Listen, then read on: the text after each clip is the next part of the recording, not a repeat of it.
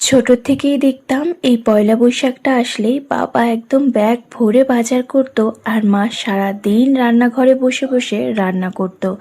তার মধ্যে একটা পদ থাকতো যেটা কমন, প্রত্যেক পয়লা বৈশাখে এটা হতোই, সেটা হলো খাসির মাংসের লাল লাল ঝোল। উফ, তার কি টেস্ট! তবে আজ আমার ঘরে মাছ মাংস দুটোই হবে, কিন্তু খাসির মাংসের লাল ঝোল আর হবে না। আজ কৌশিক বাজার থেকে পাবদা মাছ আর চিকেন এনেছে, যদিও চিকেনটা আমি এখন করব না, এটা রাতের জন্য রেখে দিচ্ছি। এখন শুধু পাবদা মাছ আর কাতলা মাছ করব, তার সাথে দু একটা পদ তো অবশ্যই। জানো তো, রান্না করলে না মনে হয় অনেকজন মিলে একসাথে খাই, তবে এখানে তো সেরকম কেউ নেই, কাকে আর দেবো। তাই কৌশিককে বললাম, আমি রান্না করে দেব, তুমি ওপরতলার দাদা দিদিদের একটু দিয়ে আসবে। ও রাজি হয়ে গেল, তাই একটু সকাল সকালই রান্না বসিয়ে দিলাম।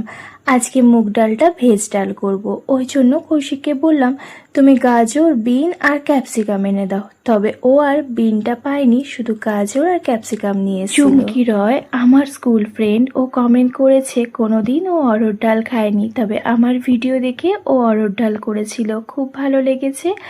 আর বাবু কেমন আছে জিজ্ঞাসা করেছিস? ক্রিস ভালো আছে রে, তুই কেমন আছিস জানা। আজকের মেনুটা তোমাদের একটু বলে নিই, দাঁড়াও। আজকে করছি ভেজ ডাল, আলু ভাজা, পটল ভাজা, তার সাথে একটু নোটের শাক এনেছিল, এই 3 রকম ভাজাই করছি। তার সাথে মুগ ডাল দিয়ে ভেজ ডাল হবে, আর তার সাথে কাতলা মাছের রেজালা আর পাবদা মাছের ঝাল। এটাই ছিল আমাদের দুপুরের মেনু। তবে রাত্রে যেটা করব সেটা নয়, তোমাদের সাথে রাত্রের ভিডিওতেই শেয়ার করে দেব।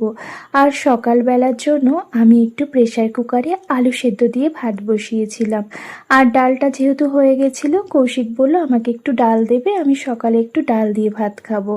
আমিও বললাম ঠিক আছে খেয়ে নাও, দুপুরবেলা না হয় অল্প ডাল দিয়ে ভাত খেও। নীলাম দাশগুপ্তা দিদিভাই বলেছে, আমি তোমার ভিডিও আসাম থেকে দেখি, খুব ভালো লাগে গো, তোমার জন্য এত এত ভালোবাসা রইল দিদিভাই, খুব ভালো থেকো তুমি, আর এইভাবেই আমার পাশে থেকে। ডালে না একটু জিরে আর ওই শুকনো লঙ্কাটা ভাজা দেব, ওই জন্য ওটা আবার শিলনোড়ায় বেটে নিলাম।